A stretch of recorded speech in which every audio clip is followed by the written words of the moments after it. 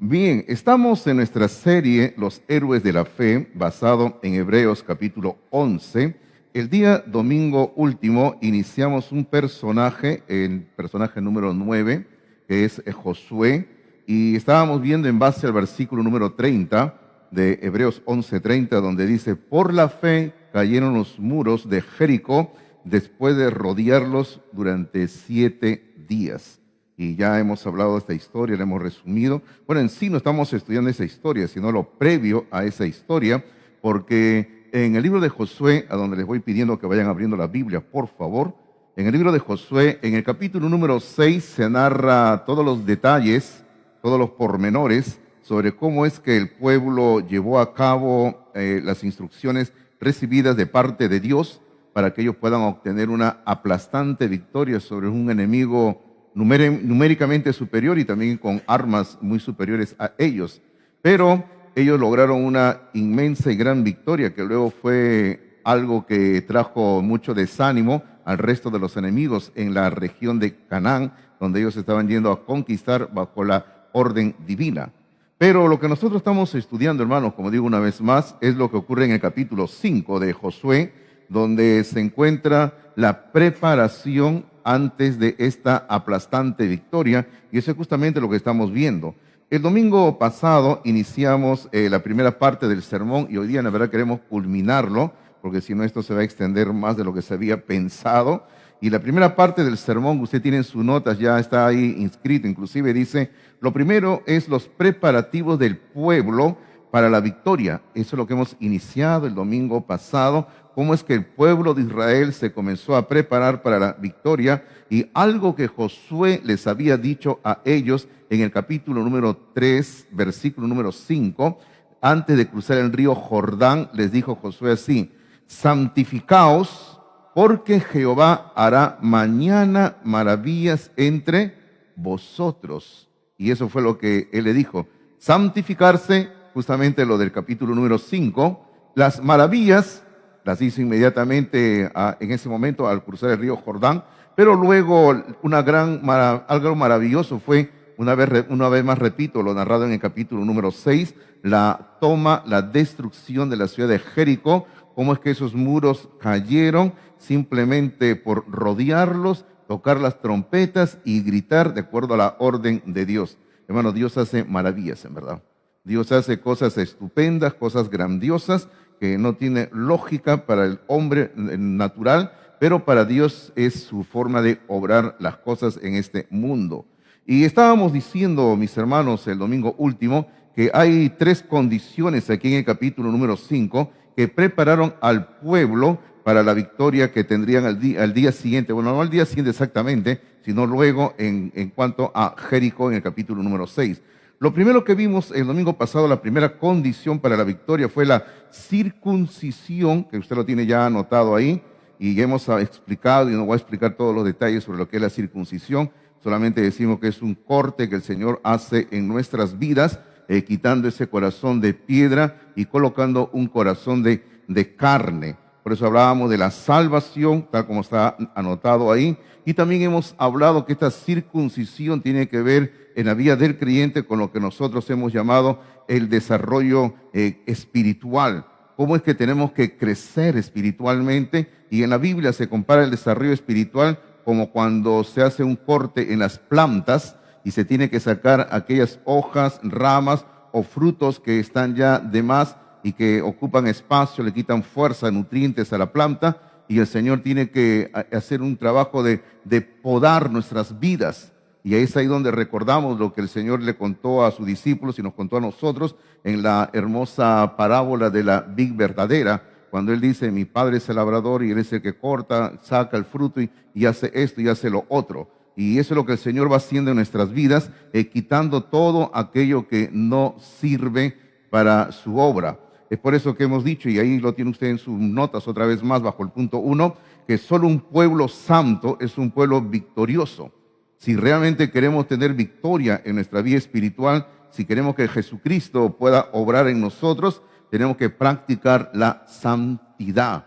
Y no solamente una santidad semanal, no solamente una santidad dominical, sino una santidad diaria. Tiene que ser así. tenemos que aprender a apartarnos de todo aquello que no le agrada a Dios, tenemos que buscar las cosas que traen honra y gloria a Dios. ¿Eso cuesta? Sí, Señor, cuesta bastante, pero es beneficioso. Es por eso que en otra parte el apóstol Pablo dice de que el ejercicio corporal para poco aprovecha, pero la piedad para mucho aprovecha.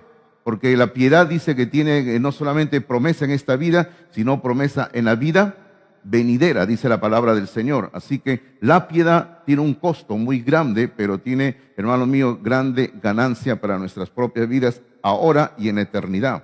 Bueno, vamos avanzando, si no el tiempo está corriendo. Y la segunda condición para la victoria que el pueblo tenía que practicar era, número 2, la comunión con Dios. La comunión con Dios. Y déjame irle diciendo de antemano que la comunión con Dios requiere mucha y seria disciplina para alcanzar una buena comunión con Dios. Hermano, la comunión con Dios requiere mucha disciplina para poder tener comunión con Dios. Si no hay disciplina, no vamos a tener comunión con Dios, una comunión real, sincera, honesta. Perdón. Se puede tener una relación superficial, pero si queremos tener una comunión honesta, real, eso va a requerir disciplina. Y cuando hablamos de disciplina, estamos hablando de tiempo, constancia, método y perseverar y perseverar y perseverar y perseverar. Eso quiere decir cuando hablamos de comunión con Dios. La Biblia dice, luego que ellos habían sido circuncidados, en el capítulo 5 de Josué, en el versículo número 10, queridos hermanos, dice, y los hijos de Israel acamparon en Gilgal, donde habían sido circuncidados. Recuerden ustedes, eso hemos hablado.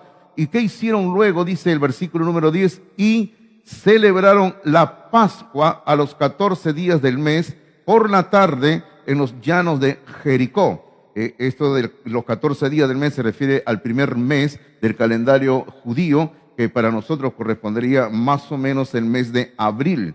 Más o menos en esa fecha ellos hicieron la Pascua de la celebración. Ahora, ¿en qué consistía la Pascua? ¿Usted recuerda? No es la Pascua de Navidad, por si acaso, porque algunos le llaman a Navidad Pascua, ¿no? No, estamos hablando aquí nosotros que, hermanos míos, ellos tenían que sacrificar un cordero una vez al año para recordar la salida del pueblo de Israel de Egipto, cuando ellos salieron de Egipto. Esa es otra historia. Entonces, lo primero que hicieron ahí bajo el punto número 2, letra A, usted tiene que poner, el pueblo celebra la Pascua, y eso es lo que estamos viendo. Ahora, ¿por qué es que nosotros, los cristianos, hoy en día no matamos a un cordero? ¿Por qué no lo hacemos? ¿Por qué no matamos a un cordero? Me refiero a una fiesta, a una ceremonia religiosa. Porque, bueno, ¿quién no quiere comer un corderito a la norteña, sí o no? Ya les abrí el apetito, ¿verdad, hermanos? Pero no me refiero a eso, me refiero a ¿por qué hoy en día los cristianos no sacrificamos a un cordero en una fiesta religiosa? Porque, para empezar, eso era para el pueblo de Israel, y nosotros no somos Israel. Para continuar, queridos hermanos, lo más importante es que ese cordero antes era una figura que miraba hacia la venida de Jesucristo. Pero hoy en día nosotros ya no tenemos que sacrificar porque Cristo ya vino, ya murió en la cruz por nosotros. Usted recuerde la famosa frase de Juan el Bautista cuando lo vio a Cristo, él dijo, he aquí el Cordero de Dios que quita el pecado del mundo. Así que Él es el Cordero de Dios que ha venido a morir por nosotros en la cruz del Calvario. Y ya no hay que derramar ninguna sangre de ningún animal diciendo que esa sangre del animal nos limpia el pecado o cubre el pecado. Ya no es necesario. En ese entonces, que estamos viendo en la época de Josué, sí era necesario, pero ahora ya no. Es más, voy a leerles un versículo que está en 1 Corintios, capítulo número 5, versículo número 7, dice así, limpiaos pues de la vieja levadura, para que seáis nueva masa sin levadura como sois. La levadura se usa a veces como sinónimo de pecado o falsa doctrina. Así que aquí Pablo está diciendo, hay que celebrar una fiesta espiritual sin pecado, sin falsa doctrina, está diciendo. Y sigue diciendo, 1 Corintios 5, 7, sigue diciendo así, porque nuestra Pascua, que es Cristo, ya fue sacrificada por nosotros. Nuestra Pascua, que es Cristo, ya fue sacrificada por nosotros. Así que sencillamente Pablo está diciendo, y esto queda respaldado por la enseñanza del libro de Hebreos, Cristo murió por nosotros. Él es la Pascua que todos nosotros necesitábamos y ya no necesitamos hacer ninguna fiesta de Pascua, porque Cristo ya murió en la cruz del Calvario por nosotros y se acabó, dice el apóstol Pablo. Mis queridos hermanos, pero estamos hablando ahora de una relación espiritual, de una comunión espiritual, y para hacer esa relación espiritual con Cristo, tener esa comunión con Cristo como nuestro Cordero Pascual, requiere en la vida del creyente disciplina, hermanos míos. Y Cristo tiene que ser el centro de nuestra vida y lógicamente tiene que haber limpieza espiritual, porque si no hay disciplina y no hay limpieza espiritual, no puede haber comunión con Dios, queridos hermanos. Si vamos a acercarnos a Dios buscando comunión con Él, necesitamos tener limpieza espiritual. Y de esto hemos hablado harto en el domingo pasado, cuando hemos dicho que el Señor corta de nuestra vida todo aquello que nos sirve y que necesitamos tener santidad en nuestras vidas. Ahora, en sus notas dice, sin Cristo no hay victoria. Sin Cristo no hay victoria, mis queridos hermanos. Y eso también es muy cierto. Porque Cristo mismo dijo, cuando contó la parábola de la vid verdadera, Él dijo, separados de mí, nada podéis hacer. Hermanos, sin Cristo no hay victoria. Y otra vez volvemos a lo que estamos diciendo, comunión con Dios. Y comunión con Dios requiere disciplina, mis queridos hermanos. Tenemos que invertir tiempo, recursos para tener mucha comunión con Dios. Y bueno, yo tengo un pensamiento aquí en mis apuntes personales que no llegué a colocarlo ahí por espacio, pero dice así: la Pascua, figura de comunión, se celebró después de la circuncisión. Solo en santidad podremos estar en comunión con el Señor. Y eso es cierto, porque si solo hay santidad, podemos tener comunión con Dios. Si no hay santidad, hermano mío, no se puede tener comunión con Dios. Usted puede conversar con quien quiera y todo lo demás, y usted puede tener una relación con cualquier persona, pero para tener una buena relación con Dios necesitamos tener santidad. Ahora, lo interesante de todo esto es que a Dios no se le puede engañar. Usted puede ocultarle a fulano, a sutano cosas, pero a Dios no le podemos engañar. A Dios no se le puede mentir. Y la Biblia dice en otra parte, en el libro de Gálatas, dice, no os burléis, Dios no puede ser engañado. A Dios no se le puede engañar, queridos hermanos. Dios no puede ser sorprendido por ninguno de nosotros. Usted no puede reírse de Dios y pensar que usted se ha salido con la suya. Si usted realmente quiere tener comunión con Dios, necesitamos practicar la santidad. Ahora, ¿qué ocurre si alguien dice que tiene comunión con Dios, pero tiene en su vida pecado oculto, escondido intencionalmente, y todo lo demás una práctica pecaminosa? Esa persona va a caer en lo que Jesucristo llama la hipocresía, una doble moral, una doble vida, un doble lenguaje, un doble estilo de pensamiento y todo lo demás. Pero Jesucristo nos exhorta a no caer en la hipocresía, y hace un momento decíamos que Cristo nos ha enseñado de que no celebremos la fiesta de la Pascua con una levadura de maldad, de hipocresía. Así que hay que sacar de nuestra vida toda hipocresía para tener una buena comunión con Dios, como hicieron ellos. Primero la circuncisión, quitaron todo lo que no era agradable a Dios, todo lo que impedía comunión con Dios. Y eso lo vimos el domingo pasado, y acto seguido pudieron tener comunión con Dios porque celebraron la Pascua. Y qué hermoso, ¿verdad? Qué hermoso celebrar la Pascua con un corazón abierto, en santidad, sin ocultarle nada al Señor. Bueno, ahora lo tercero que ellos hicieron para poder tener la victoria, para que el pueblo esté listo para la victoria. Recuerda, lo primero fue la circuncisión, lo segundo es la comunión con el Señor, y ahora lo tercero, lo que mucho le gusta a los peruanos, ¿cuál es? El alimento, ¿verdad? La comida. Eso es lo que nos gusta, ¿sí o no, hermanos míos? Ahí están. Así es, ¿sí o no, hermano Diego? ¿Usted qué dice? Recontramente, ¿está contento, hermano? Está feliz, esa parte del sermón me encanta, dice. Dale, pastor, hable todo lo que quiere de eso. Muy bien, el alimento, ¿verdad?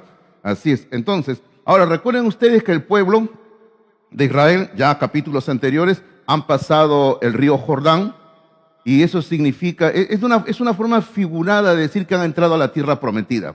¿Por qué digo una forma figurada? Porque ya antes de cruzar el río Jordán ya estaban en territorio que era también parte de la tierra prometida. Pero siempre se toma como referencia que el cruce del río Jordán marca el ingreso a la tierra prometida. Ellos ya habían entrado a la tierra prometida, ya estaban rumbo a Jericó para tener su primera victoria en la tierra prometida. Pero ahora, hermanos míos, ellos tienen que alimentarse, porque van a tener una batalla, van a tener una guerra, capítulo número 6, pero tienen que comer. Y usted sabe cómo comen hombres y soldados todavía, ¿sí o no?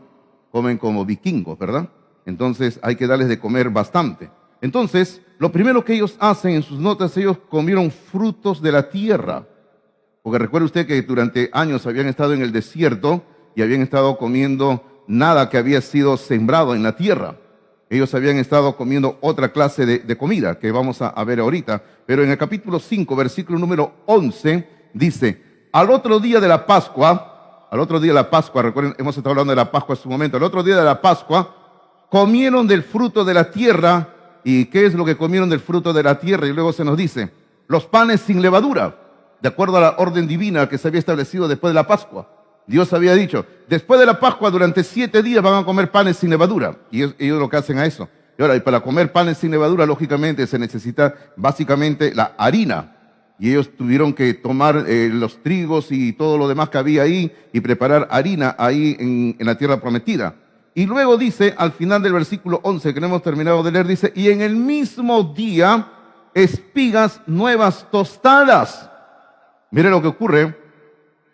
Ingresan a la tierra prometida, ahora ellos comienzan a comer panes sin levadura y el énfasis recae en la parte final donde dice que comieron también espigas nuevas tostadas. O sea, espigas nuevas, quiere decir espigas recién cosechadas, recién sacadas del campo.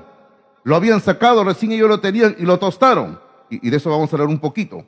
Pero el versículo número 12 nos dice, y en sus notas dice, el maná cesó, el maná cesó. Versículo número 12 dice, y el maná cesó el día siguiente, desde que comenzaron a comer del fruto de la tierra, y los hijos de Israel nunca más tuvieron maná, sino que comieron de los frutos de la tierra de Canaán aquel año. Ahora, todos sabemos lo que era el maná, tenemos una idea, ¿verdad? Durante los 40 años en el desierto, el Señor les dio alimento a ellos, les dio pan todas las mañanas. Ellos tenían que salir y coger ese poquito de harina que caía del cielo como maná, lo juntaban y solamente esa harina duraba durante todo el día, nada más. No podían guardar para el día siguiente, no se podía hacer. Solamente lo podían hacer una vez a la semana, eso, cuando el día sábado no caía. Ahí sí, Dios les permitía que guarden y no se malograba. Pero si durante la semana guardaban de un día para otro, se malograba. Y Dios les daba, y con esa harina ellos podían preparar su pan, podían preparar su sopa y podían preparar todo lo que quisieran con harina, porque les daba el Señor. Y no solo les daba harina, sino la Biblia dice que también les daba carne. Venían las codornices volando, las aves, y ellos podían agarrar las aves y podían comer carne. Y tenían agua en abundancia, y tenían sombra durante el día, porque una nube estaba sobre ellos en el desierto, dándoles sombra. Y en la noche esa nube se convertía en luz y les daba luz en la noche. Mire todo lo que Dios les dio en el desierto. Y si seguimos hablando, por ejemplo, su ropa. La Biblia dice que nunca se gastó el vestido, el pantalón, bueno, no usaban pantalón, ¿no? La ropa de ellos durante 40 años y también los zapatos, los calzados, nunca se les gastó a ellos. Fue algo increíble lo que Dios hizo por su pueblo en el desierto. Pero eso era solamente un tiempo nada más. Y cuando llegan a la tierra prometida, ingresan a la tierra prometida, se terminó esa bendición y a partir de ese momento el Señor les deja que ellos comiencen más adelante a sembrar y a cosechar de la misma tierra que ahora se les estaba dando. Hermano, acá hay una enseñanza espiritual y una enseñanza práctica. Permíteme hablarles de la enseñanza práctica primero. La enseñanza práctica es que nosotros, a nuestros hijos, hay una etapa en que tenemos que darles. Pero luego ya hay una etapa cuando ellos ya son mayores y adultos y trabajan y tienen sus propios ingresos, ellos tienen que aprender a autosostenerse, hermanos míos. ¿Verdad que sí? ¿Es así o no? Ahora, si usted sigue sosteniendo a su hijo que trabaja o no trabaja de repente y ya tiene 25, 30, 35, 40 años, no, pues usted está haciendo mal. Hay una etapa en la vida, nada más. Así que póngalo en su lista eso. De repente ahora algunos hijos e hijas ya me marcaron a la salida, ¿no? Ya está usted marcado, pastor, a la salida va a haber, cuídese, pastor, le van a meter cabe a la salida. No importa. Ahora, ¿cuál es la enseñanza espiritual? La enseñanza espiritual es que el maná, ese pan que venía del cielo, podía alimentar al peregrino en el desierto. Pues es una etapa en la vida, lo básico. Es lo mismo que ocurre en la vida espiritual. Hay algo básico en la vida cristiana. Lo que Pablo va a llamar en otra parte la leche espiritual. Es lo básico. Por eso decimos, esta comida, el maná, es para el desierto, cuando estamos andando en la primera etapa de nuestra vida cristiana. Lo básico. Pero ahora, cuando se cruza el río Jordán, cuando ya estamos creciendo espiritualmente, cuando ha pasado cierto tiempo, hay otra comida dispuesta, porque, por decirlo así, dejamos de ser peregrinos en el desierto y ahora nos convertimos en el desarrollo espiritual en guerreros de Cristo, guerreros de Dios. Somos soldados. Y otra vez repito lo que dije hace un momento. El soldado, por la misma labor que cumple, necesita alimentarse más para que pueda cumplir su labor. Así que hay que dejar el maná, hay que dejar la leche, por decirlo así, y comenzar a comer alimento sólido, alimento con más nutrientes. Y es ahí donde necesitamos acercarnos más a Cristo Jesús. Y es ahí donde al final del versículo 11 hemos hecho énfasis en las espigas tostadas. Porque dice claramente ahí la palabra que ellos comieron el mismo día después de la Pascua. El mismo día después de la Pascua comieron espigas nuevas tostadas. Hermano, este es un alimento que solo se podía obtener en la tierra prometida. ¿Por qué? Porque antes estaban en el desierto. Y en aquel entonces, en el desierto, ellos no podían sembrar nada. Tenían que entrar a un lugar donde la tierra sí podía producir fruto. Y en la tierra encontraron las espigas nuevas tostadas. Ahora, ¿qué es lo que aprendemos de estas espigas nuevas tostadas? Lo que aprendemos es lo siguiente, es que es una figura de lo que el creyente tiene en Cristo glorificado, porque ya está en la tierra prometida. Pero al mismo tiempo, hermanos míos, al ser espigas tostadas, nos habla del sacrificio de Cristo que se entregó por nosotros. Y aún más, la Biblia dice, y Jesucristo mismo lo dijo en Juan capítulo número 6, que Él es el pan de vida que descendió del cielo. Bueno, que hay toda una figura preciosa en todo esto. Porque Cristo es esa espiga tostada que sufrió.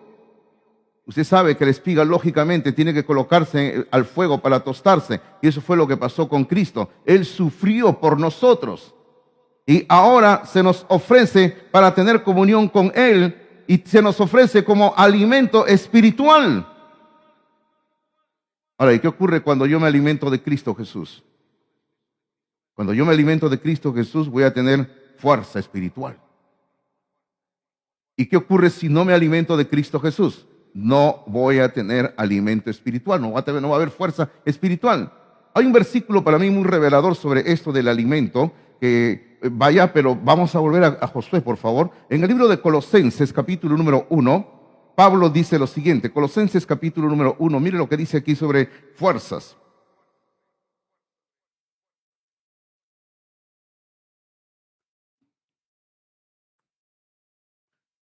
Colosenses, capítulo número 1, versículo número 29. Versículo número 29 dice, por lo cual también trabajo.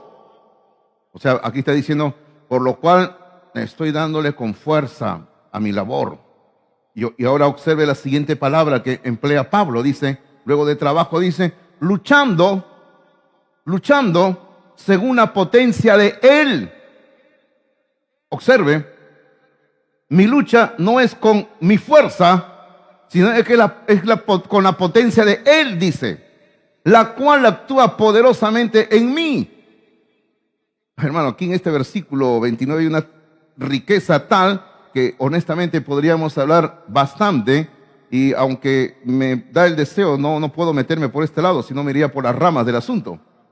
Pero aquí Pablo habla de que está trabajando, y ese trabajo es una lucha según la potencia que Cristo le da. Y dice, la cual actúa poderosamente en mí. Hermano, fuerza, porque cuando uno tiene comunión con Cristo, tiene fuerzas espirituales. Ahora en sus notas dice, el alimento necesario para la victoria es Cristo mismo. El alimento necesario para la victoria es Cristo mismo. Y realmente necesitamos de Cristo. El apóstol Pedro dijo que hay que crecer en la gracia y el conocimiento de nuestro Señor y Salvador Jesucristo. Así dijo el apóstol Pedro en 2 de Pedro capítulo 3 versículo número 18. Y el Señor Jesucristo nos exhortó en el capítulo 6 de San Juan, cuando Él habló de que Él es el pan de vida que descendió del cielo. Él dijo, si no coméis la carne del Hijo del Hombre y bebéis su sangre, no tenéis vida en vosotros. Entonces, ¿hay que tener vida espiritual? Sí, Señor, necesitamos vida. Entonces, hay que tener comunión con Cristo, hay que comer espiritualmente a Cristo Jesús. Ahora, yo siempre he dicho y seguiré diciendo que hay una preciosa invitación que Cristo le hace al creyente. No es una invitación al inconverso, es una invitación al creyente. Ahora, como digo, si usted es ágil con la Biblia, vaya conmigo al último libro de la Biblia, en Apocalipsis capítulo número 3. Apocalipsis capítulo número 3, donde encontramos el capítulo 2 y 3 de Apocalipsis, las 7 cartas del Apocalipsis. 7 cartas dirigidas a 7 iglesias diferentes, de todas las épocas, y etc. Y como digo, no me quiero meter por ahí, porque si no hablo, porque hoy en día tanto se habla de profecía, de Apocalipsis, que honestamente me da ganas de hablar, pero no ahorita. Pero aquí en el capítulo número 3 de Apocalipsis, encontramos nosotros que el Señor le está escribiendo a una carta, a una iglesia, a la iglesia de Laodicea, y es una de las iglesias que había en esa época. Y queridos hermanos, recuerde el contexto, a una iglesia, creyentes. Y en el capítulo 3, en el versículo número 20, el Señor Jesucristo dice así, he aquí, yo estoy a la puerta y llamo. Si alguno oye mi voz y abre la puerta, entraré a él y cenaré con él y él conmigo. Primero, muchos lo utilizan para ganar almas. Puede utilizarlo, porque toda porción de la palabra de Dios se puede utilizar con sabiduría. Pero el mensaje más importante está dirigido aquí a creyentes. Y a creyentes el Señor le invita a tener comunión con Él. Es por eso que le dice, estoy tocando la puerta de tu corazón, la puerta de tu vida, y quiero que abras tu vida, porque quiero tener comunión contigo. Y una vez que lo abra, voy a entrar, dice. O sea, es una forma de decir, vamos a tener comunión, vamos a poner la mesa, vamos a cenar, dice. Los dos nos vamos a sentar y vamos a comer. Hermano, acá hay una preciosa invitación a tomar tiempo para pasarlo con Jesucristo. Y necesitamos hacer eso. Todos los días necesitamos tener comunión con Cristo Jesús. Todos los días necesitamos abrir la puerta de nuestra vida. Ya somos salvos, somos creyentes, listo. Pero necesitamos darle el espacio que el Señor necesita en nuestras vidas, hermanos. Él es bienvenido a nuestras vidas, ¿verdad? Y necesitamos decirle, Señor, tú eres el dueño de mi vida. Siéntate, quiero pasar tiempo contigo. Ahora usted dirá, pastor, ¿y cómo podemos tener tiempo con Jesucristo? Fácil. Tómese un tiempo, abra la Biblia, póngase a leerla y usted está comiendo con Jesucristo. Incline la cabeza, oren, usted está hablando con Jesucristo. Así que sí podemos tener comunión con Cristo Jesús, hermanos. Así que la circuncisión es lo primero que hay que hacer en la vida, quitar todo aquello que nos sirve. Tener comunión con Cristo es lo que necesitamos. Y ahora necesitamos el alimento, lo que estamos acabando de hablar. Tenemos que alimentarnos constantemente de Jesucristo. No hay otra forma de alimentarse. Aunque yo sé que hoy en día hay muchas personas que invierten su tiempo, por no decir que lo desperdician, pasando en las redes sociales, ¿verdad? Pasan horas de horas de horas de horas. Yo hace un tiempo conversaba con una persona que me dice, no puedo detenerme, pastor, comienzo aquí, comienzo allá. Simplemente eres chismoso, le digo yo. Así le dije, era un varón acá de nuestra iglesia. Le dije, eres un chismoso, le dije, que te gusta estar viendo qué dice la gente, qué escribe la gente, qué grabaron. Eso, le pierdes tu tiempo. Porque hermano, déjeme decirlo así, ¿se invierte tiempo o no? Sí, hermano, se invierte tiempo. Por eso no estoy diciendo que malgasta, pierde. Mire, vamos a decir, invierte tiempo o no, ¿sí? En algo que a las finales no produce nada y cuando usted termina después de 1, 2 horas, 3 horas, usted tiene la sensación de que no ha hecho nada productivo, ha perdido su tiempo, ¿sí o no? Ahora, y a las finales no es una simple sensación, es la verdad. Porque usted sabe que la hora que pasó nunca más la podremos volver a recuperar. Así que invierta su tiempo en algo mejor, en algo productivo. Ahora, si usted no tiene nada que hacer en su casa, pásame la voz. Aquí en el templo tenemos mucho por hacer, por si acaso, bastante. Si su hijo o su hija no tiene nada que hacer, mándemelo. Acá yo lo voy a entretener todo el día, pero no le doy de comer por si acaso. ¿Ya? Tenemos para que trabaje bastante, mándenlo. Porque a veces los muchachos andan, ¿no? Estoy aburrido, dicen en la casa. ¿Dicen así o no? No sé qué hacer, no sé qué hacer. Tráigamelo, como Samuel me lo deja todo el día temprano. Pastor, acá le dejo al niño Samuel, ¿no? Para que esté en el templo todo el día. Y va a ver que acá va a trabajar bastante, ¿ya? Bastante tenemos por hacer. Bueno, entonces, eso es en cuanto al pueblo, cómo el pueblo se tiene que preparar. Pero ahora, la segunda parte del sermón, queridos hermanos, y estamos a buena hora, estamos corriendo, tiene que ver con los preparativos del líder para la victoria. Esto lo puede usted poner como cómo tiene que prepararse el pastor de la iglesia. Esto también puede ser cómo se tiene que preparar el líder de la célula, porque tenemos células en nuestra iglesia. Tenemos grupos de reuniones, adolescentes, jóvenes, damas, y el líder, cómo tiene que prepararse para tener victoria. Si queremos tener victoria, tenemos que prepararnos espiritualmente para la victoria. Entonces, lo primero, número uno, hay que ser un hombre o una mujer, si es el caso, usted es una líder en un grupo, un hombre con una carga. Ahora, todos entendemos lo que es carga, ¿verdad? Con algo que está sobre nosotros. No necesariamente que nos está preocupando, sino una responsabilidad. Esa es la idea de una responsabilidad. Tenemos que ser creyentes, líderes, que sabemos que tenemos una responsabilidad. Y cuando sabemos que tenemos una responsabilidad, vamos a estar dando pasos en la dirección de cumplir con la responsabilidad. Y Josué era ese tipo de personas. Las primeras palabras del versículo número 13, Josué capítulo 5, versículo 13, las primeras palabras dicen, estando Josué cerca de Jericó. Hasta ahí. ¿Y qué tiene que ver eso, pastor?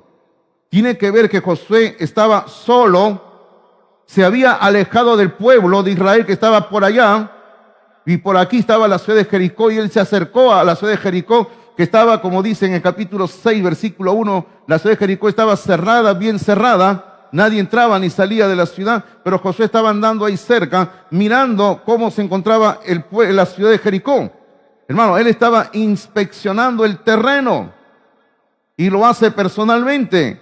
Hermano, todo líder espiritual tiene que hacer esto, tiene que conocer cómo está el terreno donde se va a cumplir una batalla, una lucha, un encargo, un trabajo, porque tiene una carga espiritual por su gente y la labor que le ha sido encomendada. Y él se acerca a la ciudad de Jericó, hermanos míos.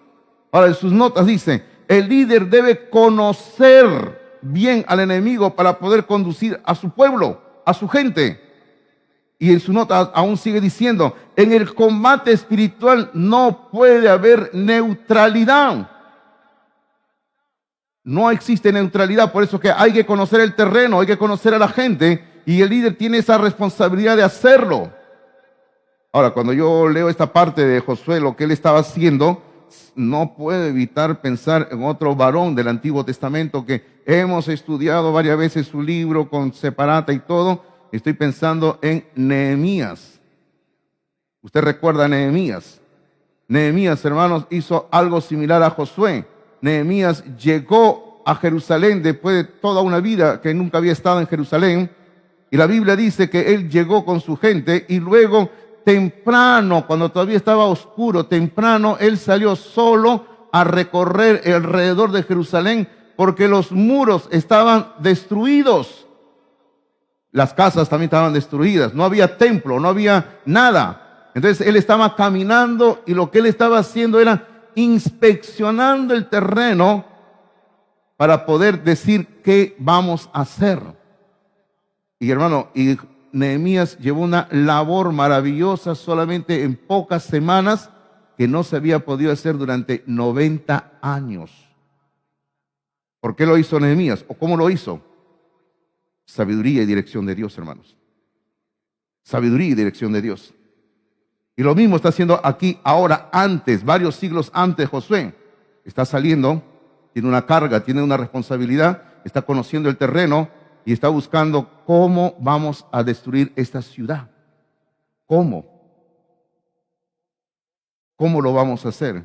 Quizás era temprano y muchos del pueblo estarían durmiendo, pero el líder está preocupado, vamos a decirlo así, una preocupación santa, vamos a decir, no caer en el extremo, y está pensando, ¿cómo lo hacemos? Y está buscando sabiduría de Dios. Señor, ¿cómo lo hago? Nunca antes he rodeado una ciudad, nunca antes he destruido una ciudad. ¿Cómo lo hago, Señor? Tiene que haber una forma de cómo hacerlo. Y cuando él está ahí, queridos hermanos, número 2 en sus notas, se produce el encuentro con el príncipe. El encuentro con el príncipe.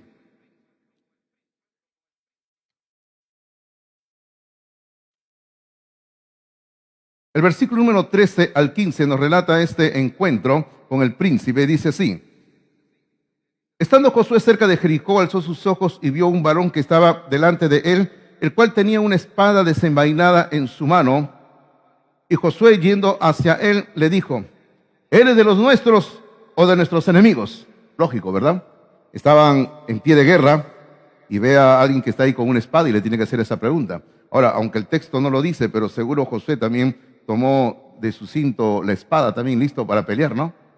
Y el versículo 14 dice: él respondió: no, mas como príncipe del ejército de Jehová he venido ahora. Entonces Josué, postrándose sobre su rostro en tierra, le adoró y le dijo: ¿qué dice mi señor a su siervo?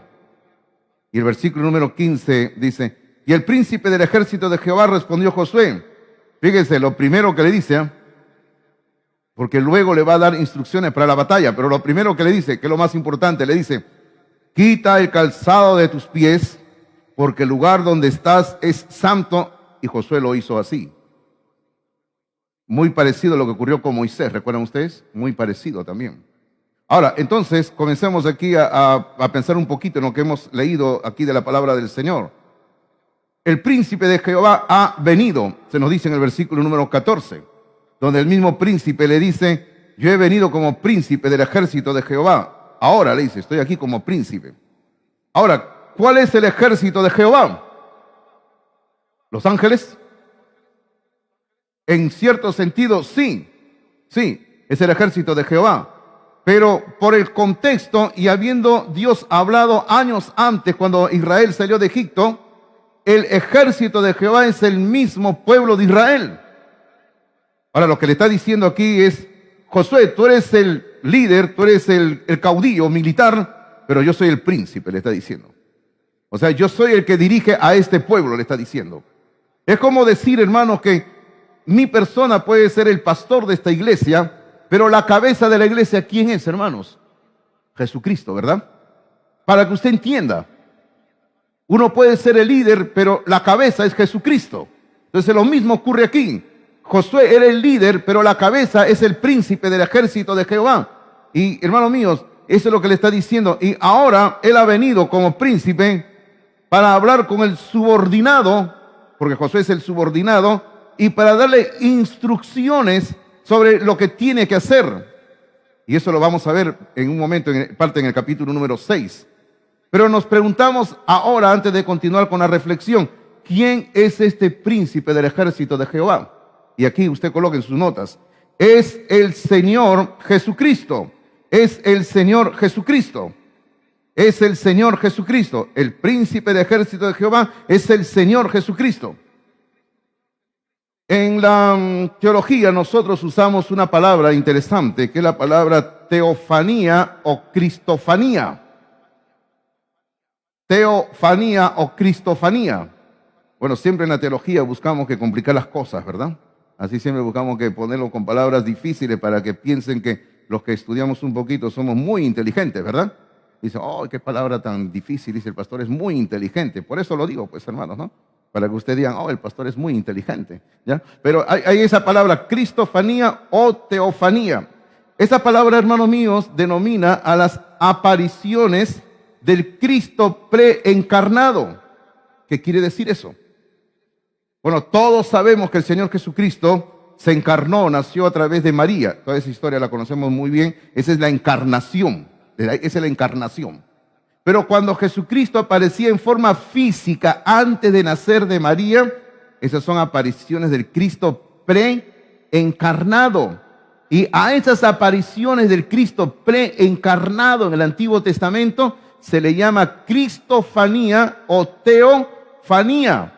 Así que aquí lo que tenemos en el capítulo número 5, lo que estamos leyendo a partir del versículo 13 al 15, cuando se le aparece el príncipe del ejército de Jehová y que es el Señor Jesucristo, aquí tenemos una teofanía de Jesucristo, queridos hermanos. Cristo está tomando forma física y se le está apareciendo, en este caso, a Josué. Y cuando Josué lo ve a Jesucristo, va a tomar una posición de victoria. ¿Y por qué digo posición de victoria? Porque él va a tener 3 actitudes. Eso no está en sus notas, hermano, ya no alcanzó el espacio, ya por si acaso, anótenlo en algún lugar, no había espacio donde colocar ya. Pero él va a tomar 3 actitudes que lo van a preparar para la victoria a Josué. Actitud número 1, humildad. Cuando sabe que es el príncipe, él tiene humildad, porque el versículo 14, leo solamente la parte que quiero hacer énfasis, en el versículo 14 que dice, entonces Josué, postrándose sobre su rostro en tierra. Él colocó su rostro en tierra, queridos hermanos. Y la Biblia dice que el Señor va a mirar a aquel que es pobre y humilde de espíritu y que tiembla ante su palabra. Así dice en el libro de Isaías, capítulo 66, versículo número 2, 66:2 de Isaías. Así que él toma una actitud de humildad. Josué en ningún momento dice, no, yo soy el líder, yo soy aquí el general del ejército de Israel. No, él cuando sabe, tú eres el príncipe, entonces me postro en tierra, me arrodillo en tierra. Eso se llama humildad, hermanos. Ese es el primer paso que él da, o la primera actitud que él tiene que va a llevarlo a la victoria. Luego, actitud número 2, adoración. Adoración. Porque Josué sabe que se encuentra no ante cualquier hombre o ante un simple ángel. Él sabe que se encuentra ante Dios mismo que está tomando forma física.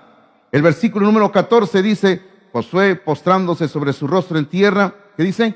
Le adoró, le adoró. Hermanos, si no hubiera sido Dios en forma física, porque Cristo es Dios, hermanos, si no hubiera sido Dios en forma física y hubiera sido cualquier ángel, y si usted lee en las escrituras en varios lugares cuando han querido adorar ángeles, los ángeles ¿qué hicieron? No me adores, levántate, solamente adora a Dios.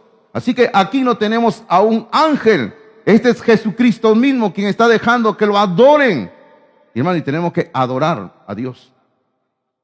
Y usted recuerde cuando hemos predicado sobre Mateo hace ya tiempo atrás, cuando hemos hablado en la tentación de Cristo, cuando Jesucristo le dice a Satanás, no, al Señor tu Dios adorarás y a Él solo servirás. Y hemos dicho, lo primero en la vida del creyente es adorar a Dios.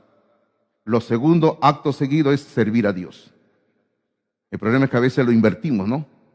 Servimos y luego adoramos. No, lo primero es adorar a Dios. Y luego es servir a Dios. Si no hay en ese orden, las cosas no van a marchar bien en nuestras vidas. Y nos vamos a volver simplemente, vamos a estar haciendo las cosas que hacemos de forma mecánica. Usted va a enseñar en forma mecánica. Usted va a predicar en forma mecánica. Y necesitamos primero adorar a Dios y luego servir a Dios. Y eso es lo que vemos acá. La tercera actitud que Josué tiene y demuestra es obediencia. Obediencia. Porque él está esperando instrucciones del Señor que se le ha presentado. La última pregunta que encontramos, o lo último y la única pregunta que hay en el versículo 14, dice así, y le dijo, luego que le adoró, y Josué le dijo, ¿qué dice mi Señor a su siervo? ¿Qué dice mi Señor a su siervo? O sea, ha quedado claro quién es el líder, el príncipe. Yo soy el general, soy tu subordinado. Y ahora estoy aquí y le pregunta, le dice, ¿no? ¿Qué dice mi Señor a su siervo? Otra forma de decir, ¿qué ordenas tú ahora? Y observe usted que el Señor en el versículo 15, lo primero, como le dije, es la adoración. ¿Y qué le dice en el versículo 15? Quita el calzado de tus pies, le dice, quita. Porque el lugar donde estás es santo. Y así lo hizo. Ahora, hermanos, simplemente le quiero decir de que todo lugar es santo para la honra y gloria de Dios. Ahora, ¿por qué le digo esto? Déjeme decirle por qué. Porque si nosotros vamos a pensar que solamente el templo es un lugar santo, y yo creo que lo es, pero si solo pensamos que el templo es un lugar santo y lo demás fuera del templo no es santo, vamos a hacer una división en nuestras vidas y vamos a caer en el juego de lo santo y lo que no es santo. Y eso nos va a llevar a tener una doble moral, una hipocresía, un doble estilo de vida. Y vamos a decir, en el templo el día domingo, cuando estoy un par de horas, no voy a pecar. Fácil. Pero el resto de la semana, que el territorio donde camino, la calle, mi casa, las avenidas, donde trabajo, como no es un lugar santo, entonces puedo pecar y hacer lo que quiera. Hermano, eso nos lleva a una doble moral. Nos lleva a una doble vida. Nos lleva a un fariseísmo moderno. Y hermano, y nos volvemos cristianos de domingo, nada más de un par de horas. Y tenga cuidado si usted está pensando así, haciendo ese divorcio en su vida. Ahora, ¿qué es lo que tengo que entender?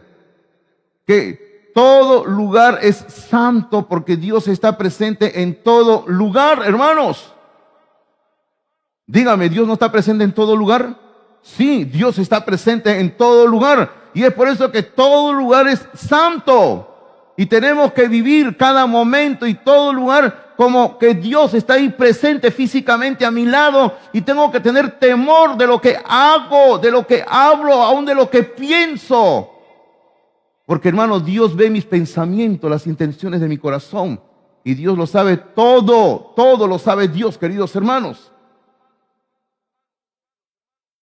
Una persona casada no necesita llevar colgado del cuello su certificado de matrimonio para que todos sepan que es casada. Una persona casada sabe en su corazón que es casada, que tiene una pareja, que tiene un esposo, una esposa, y tiene que vivir con temor delante de Dios, respetando los votos matrimoniales que hizo. Y de eso se lo digo, hermano, porque a veces hay hombres o mujeres que quieren vivir como si fueran solteros cuando están bien casados, ¿verdad? Y se olvidan de su pareja y comienzan a tener otra persona en su matrimonio. Y eso no es lo que agrada a Dios. Es por eso que la Biblia dice en el libro de Tesalonicenses que el lecho sea sin mancilla. O sea, el lecho, la cama sea sin mancha. Eso quiere decir que mi matrimonio tiene que ser un matrimonio santo.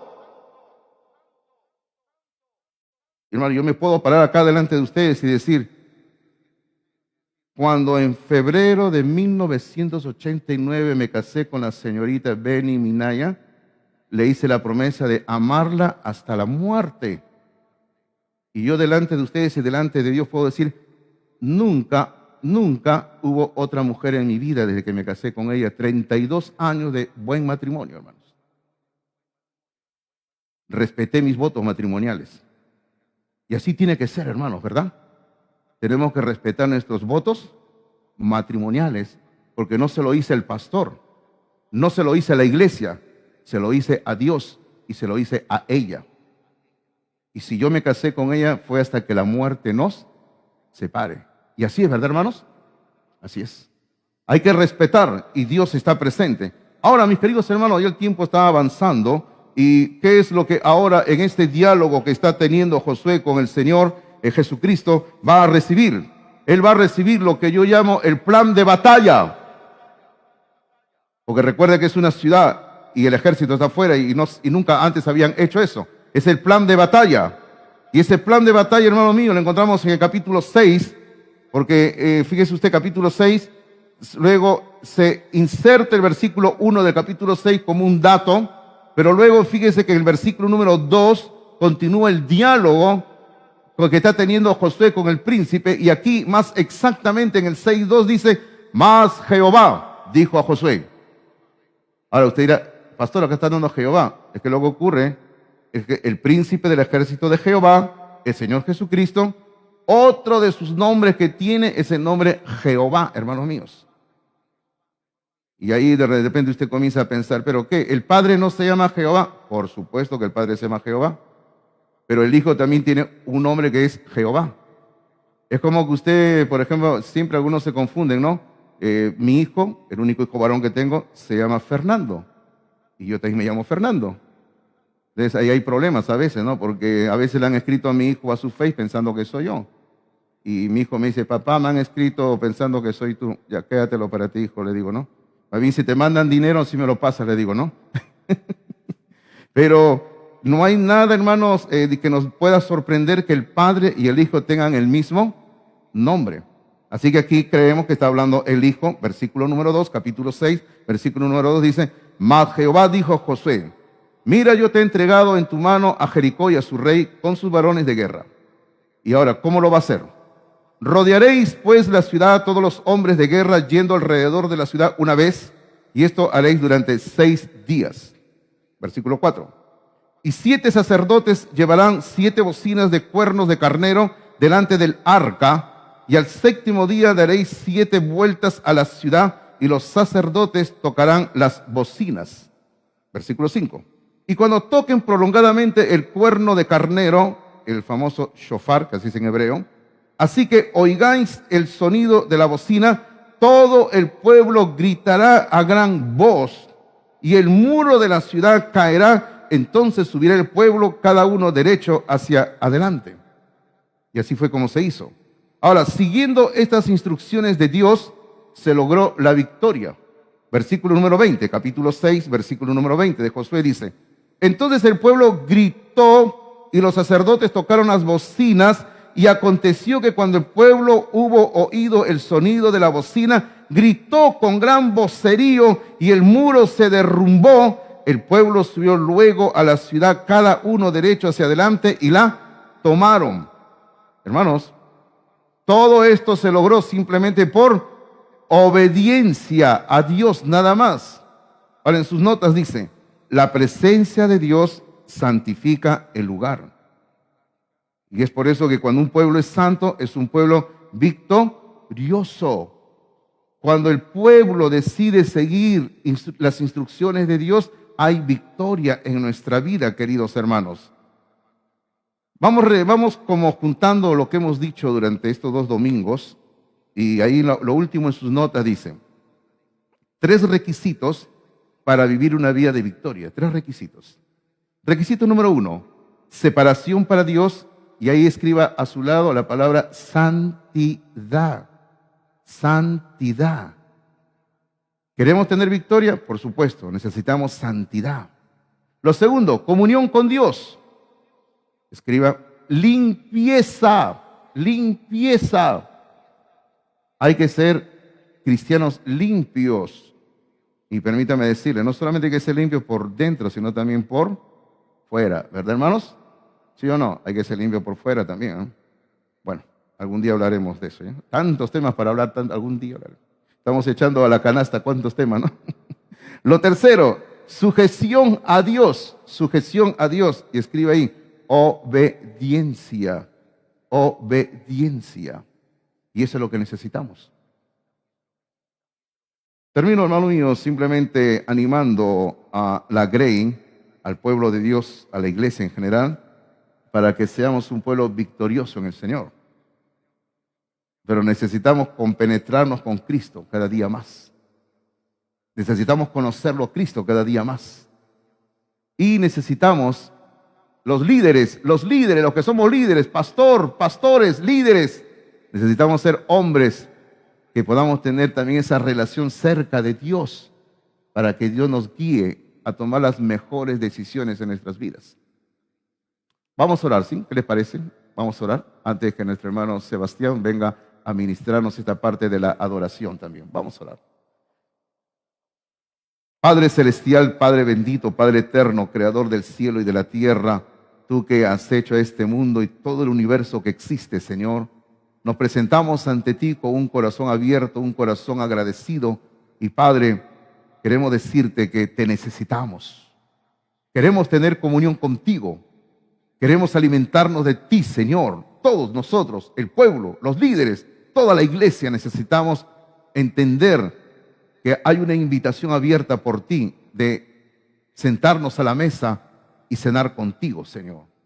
Y Padre, queremos pasar tiempo contigo, tiempo espiritual, tiempo de calidad, como alguien me dijo un día, hay que pasar tiempo de calidad con Dios, y es cierto, Señor.